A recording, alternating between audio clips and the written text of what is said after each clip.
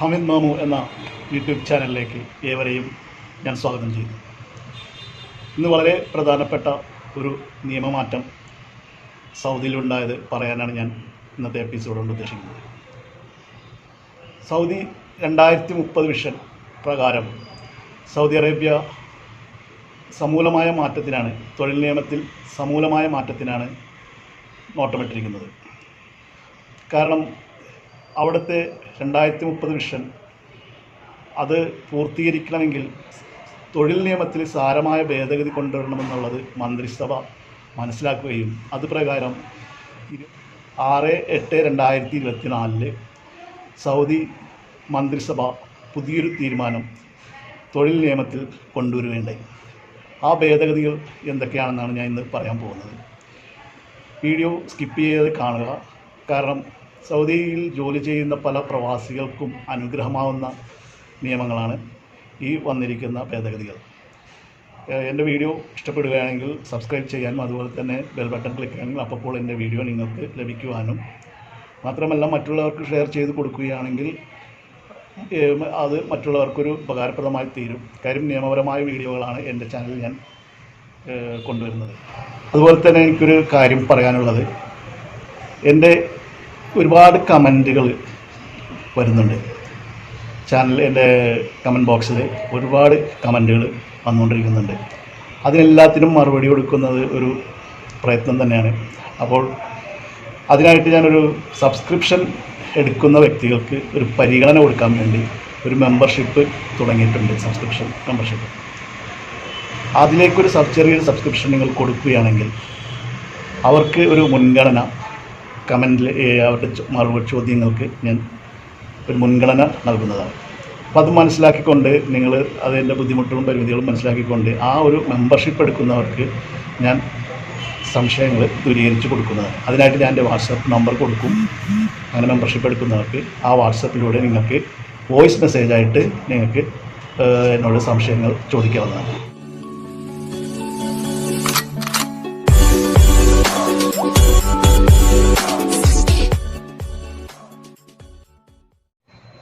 Saudi 2030 വിഷൻ്റെ ഭാഗമായിട്ട് കൊണ്ടുവന്ന ഭേദഗതികളാണ് ഇനി പറയാൻ പോകുന്നത്. ഒന്നാമത്തെ ഭേദഗതി ശരിക്കും പറഞ്ഞാൽ ആ ഭേദഗതി നമ്മൾ പ്രവാസികളെ സംബന്ധിച്ച് വളരെയധികം അനുഗ്രഹം ഉണ്ടാക്കുന്ന കാര്യമാണ്.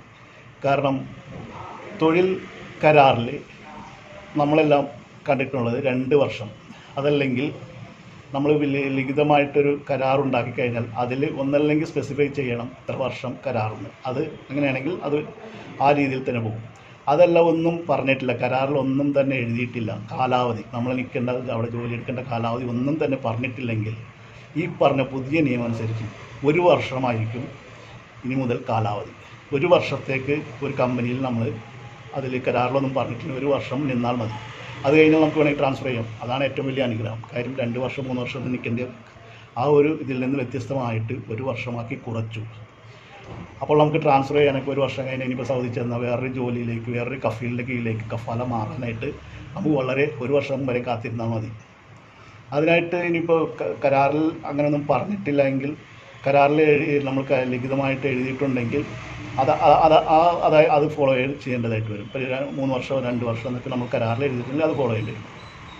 നിലവിലുള്ള നിയമം എന്താണെന്ന് വെച്ച് കഴിഞ്ഞാൽ, കരാറിൽ നമ്മൾ സ്പെസിഫൈ ചെയ്തിട്ടില്ല, ഒരു കാലാവധി സ്പെസിഫൈ ചെയ്തിട്ടില്ലെങ്കിൽ നമ്മൾ കാലാവധിയായിട്ട് അവിടുത്തെ ഗവൺമെൻറ് എടുക്കുന്നത് വർക്ക് പെർമിറ്റിൻ്റെ കാലാവധി തീരുന്നത് വരയ്ക്കും അതൊരു കാലാവധിയായിട്ട് നിൽക്കും. അപ്പോൾ ചിലപ്പോൾ 2 വർഷം, ചിലപ്പോൾ 2.5 വർഷമൊക്കെ ഈ കാലാവധിയായിട്ട് വരും. വർക്ക് പെർമിറ്റ് 1 വർഷത്തേക്ക് ഇപ്പോൾ നമ്മൾ എടുത്തെന്ന് വരും. ചിലപ്പോൾ ഈ വർക്ക് പെർമിറ്റ് അല്ലെങ്കിൽ ഇക്കാമ ഏത് കാലാവധിയാണ് പറയുക, ആ കാലാവധി വരെ അതാണ് കണക്കാക്കുന്നത് കാലാവധി പീരീഡായിട്ട്. ഇക്കാമയുടെ കാലാവധി കഴിയുന്ന പീരീഡായിട്ട് കണക്കാക്കും. അങ്ങനെ വരുമ്പോൾ ചിലപ്പോൾ നമുക്ക് ഇക്കാമ ചെല്ലുമ്പോൾ തന്നെ എടുത്തു തരില്ല. ഒരു 5-8 മാസമൊക്കെ കഴിഞ്ഞിട്ടായിരിക്കും ഇക്കാമ എടുത്തു തരുന്നത്. ചിലപ്പോൾ 1 വർഷമൊക്കെ കഴിഞ്ഞിട്ടായിരിക്കും ഇക്കാമ എടുത്തു തരുന്നത്. അങ്ങനെ എടുത്തു തരുമ്പോൾ ഈ ഇക്കാമ എന്ന് നമുക്ക് കയ്യിൽ കിട്ടുന്നു അന്ന് ആ കാലാവധി മുതൽ പിന്നെ അത് റിന്യൂ ചെയ്യുന്ന കാലാവധി വരെ നമ്മൾ കാത്തിരിക്കേണ്ടി വരും. അപ്പോൾ അങ്ങനെയാണ് പുതിയൊരു നിയമപ്രകാരം, പഴയ നിയമപ്രകാരം നമ്മൾ കാലാവധി അത് ആ ഇക്കാമയുടെ പീരീഡാണ്. അത് നമുക്ക് പലർക്കും ബുദ്ധിമുട്ടുണ്ടാക്കുന്നുണ്ട്. അപ്പോൾ അതൊക്കെ വെച്ച് നോക്കുമ്പോൾ ഈ നിയമം 1 വർഷമാക്കി ഫിക്സ് ചെയ്തത് എന്തുകൊണ്ടും അനുഗ്രഹമാണ്. മറ്റൊരു നിയമം എന്ന് പറയുന്നത്, നമ്മൾ നമ്മളെ അടുത്ത ബന്ധുക്കൾ ആരെങ്കിലും മരണപ്പെട്ടു, അതായത് നമ്മളെ സഹോദരങ്ങൾ, സഹോദരി, മാതാവ്, പിതാവ് അങ്ങനെ ആരെങ്കിലും മരണപ്പെട്ട് കഴിഞ്ഞാൽ 3 ദിവസം, ഒരു ദിവസമാണ് നമുക്ക് അവധി കിട്ടിയിരുന്നത്. അത് 3 ദിവസമായി കൂട്ടിയിട്ടുണ്ട്. ശമ്പളത്തോടു കൂടി 3 ദിവസമായി വർദ്ധിപ്പിച്ചിട്ടുണ്ട്. അതൊരു രണ്ടാമത്തെ ഒരു ഭേദഗതിയാണ്. അത് പ്രവാസികളെ സംബന്ധിച്ച് അത് ഒരു അനുഗ്രഹമാണ്. വേണമെങ്കിൽ ഈ 3 ദിവസത്തിനുള്ളിൽ നമുക്ക് വേണമെങ്കിൽ നാട്ടിൽ പോയിട്ട് തിരിച്ചു വരാം. അതൊക്കെ ഒരു അനുഗ്രഹത്തിൻ്റെ ഒരു ഭാഗമാണ്, ഭേദഗതിയുടെ ഒരു ഭാഗമാണ്. മൂന്നാമത്തത് പ്രസവാവധി 10 ആഴ്ച എന്നുള്ളത് 12 ആഴ്ചയായിട്ട് വർദ്ധിപ്പിച്ചിട്ടുണ്ട്. അതും ശരിക്കും പറഞ്ഞാൽ ഫീമെയിലിനെ സംബന്ധിച്ച്, സ്ത്രീകളെ സംബന്ധിച്ച് അവർക്കൊരു 2 ആഴ്ച കൂടി കൂട്ടിക്കിട്ടി എന്നുള്ളത് വളരെയധികം അനുകൂലമായിരുന്നു. അതാണ് മൂന്നാമത്തെ ഭേദഗതി. നാലാമത്തെ ഭേദഗതി എന്ന് പറയുന്നത് ഓവർ ടൈമിൽ വന്ന വ്യത്യാസമാണ്. ഓവർ ടൈമിൽ വന്നൊരു നിയമ ഭേദഗതിയാണ്. അതായത് ഓവർ ടൈം എടുക്കുന്നവർക്ക് ഇനി മുതൽ ഓവർ ടൈം വേതനം വേണ്ടെങ്കിൽ ഒരു ദിവസത്തെ അവധി നമുക്ക് എടുക്കാവുന്നതാണ്. ശമ്പളത്തോടുകൂടി അവധി നമുക്ക് അനുവദിക്കാവുന്നതാണ്. ഒന്നല്ലെങ്കിൽ നമുക്ക് ഈ 1.5 ശമ്പളം ഇത് ഓവർ ടൈം പേയ്മെൻറ്റ് നമുക്ക് വർദ്ധിപ്പിച്ച പേയ്മെൻറ്റ് കിട്ടും. അതല്ലെങ്കിൽ അത് വേണ്ടെന്നുണ്ടെങ്കിൽ നമുക്ക് ഒരു ദിവസം നമുക്ക് അവധി അനുവദിച്ച് തരുന്നതാണ്. ഈ അവധി നമുക്ക് ശമ്പളത്തോടു കൂടിയായിരിക്കും. അതാണ് നാലാമത്തെ ഭേദഗതി. അഞ്ചാമത്തെ ഭേദഗതി എന്ന് പറയുന്നത് സാധാരണഗതിയിൽ ടെർമിനേഷനിൽ നമ്മൾ നോട്ടീസ് കൊടുക്കണം. നമ്മൾ റിസൈൻ ചെയ്യണമെങ്കിൽ നോട്ടീസ് കൊടുക്കണം. അതുപോലെ തന്നെ കഫീൽ നമ്മളെ പിരിച്ചു വിടുകയാണെങ്കിൽ കഫീൽ നമുക്ക് നോട്ടീസ് തരണം. ആ നോട്ടീസിൻ്റെ പീരിയഡ് വർക്കർ റിസൈൻ ചെയ്യുകയാണെങ്കിൽ, തൊഴിലാളി റിസൈൻ ചെയ്യുകയാണെങ്കിൽ 30 ദിവസം നോട്ടീസ് കൊടുത്തിരിക്കണം. അഥവാ അതല്ല കഫീൽ നമ്മൾ പിരിച്ചു വിടുകയാണെങ്കിൽ 60 ദിവസം മുമ്പ് 60 ദിവസം നോട്ടീസ് മസ്റ്റായിട്ട് വർക്കർക്ക് നൽകിയിരിക്കണം. അതാണ് ഒരു പ്രധാനപ്പെട്ട മറ്റൊരു ഭേദഗതി. അതുപോലെ തന്നെ പ്രൊബേഷൻ പീരീഡിൽ ഒരു മാറ്റം വന്നിട്ടുണ്ട്. മുമ്പൊക്കെ 90 ദിവസമായിരുന്നു. ഇനിയിപ്പോൾ അത് 180 ദിവസമായിട്ട് വർദ്ധിപ്പിച്ചിട്ടുണ്ട് പ്രൊബേഷൻ പീരീഡ്. അപ്പോൾ ഈ ഒരു വ്യത്യാസം കൂടി, ഈ ദിവസത്തിൽ വന്ന വ്യത്യാസം പ്രവാസികളെ സംബന്ധിച്ച് അനുഗ്രഹമാണ്. 180 ദിവസമായി വർദ്ധിപ്പിച്ച് കിട്ടിയിട്ടുണ്ട്.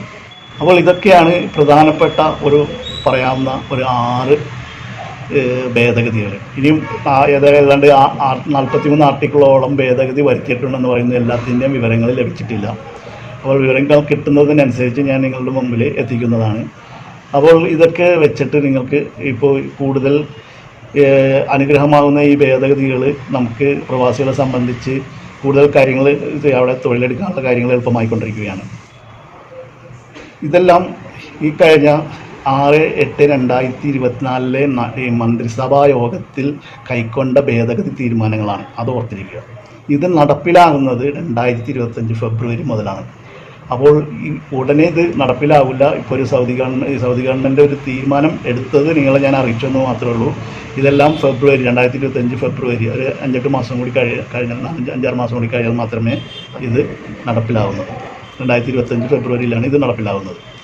അപ്പോൾ വീഡിയോ നിങ്ങൾക്ക് ഇഷ്ടമായെന്ന് വിചാരിക്കുന്നു. മാത്രമല്ല, ഞാൻ പറഞ്ഞ മെമ്പർഷിപ്പ് എടുക്കുകയാണെങ്കിൽ നിങ്ങളുടെ സംശയങ്ങൾ ഞാൻ അപ്പോൾ ദൂരീകരിച്ച് തരുന്നതാണ്. കാര്യം കമൻറ്റുകൾ ഒരുപാട് വരുന്നതുകൊണ്ട് എല്ലാവർക്കും എനിക്ക് മറുപടി കൊടുക്കാൻ പറ്റുന്നില്ല. അതുകൊണ്ടാണ് ഞാൻ ഈ മെമ്പർഷിപ്പ് എടുക്കുന്നവർക്ക് മാത്രം ഈ മറുപടി കൊടുക്കാൻ തീരുമാനിച്ചിരിക്കുന്നത്. ഇല്ല എന്നല്ല, അല്ലാത്തവർക്കും ഞാൻ മറുപടി കൊടുക്കും, എന്നെ കൊണ്ടാകുന്ന രീതിയിൽ കൊടുക്കാൻ പറ്റുള്ളൂ.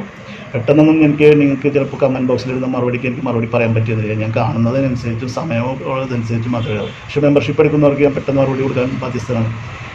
അപ്പോൾ അതിന് ചെറിയൊരു തുക അല്ലെങ്കിൽ മാസം അടച്ച ഒരു സബ്സ്ക്രിപ്ഷൻ എടുത്താൽ മാത്രം മതി. അപ്പോൾ ഈ വീഡിയോ ഞാനിവിടെ വൈൻഡപ്പ് ചെയ്യുകയാണ്. മാത്രമല്ല, ലൈക്ക് ചെയ്യാനും ഷെയർ ചെയ്യാനും ഒരിക്കൽ കൂടി ഞാൻ നിങ്ങളോട് അഭ്യർത്ഥിച്ചുകൊണ്ട് ഞാൻ നിർത്തുകയാണ്. നന്ദി, നമസ്കാരം.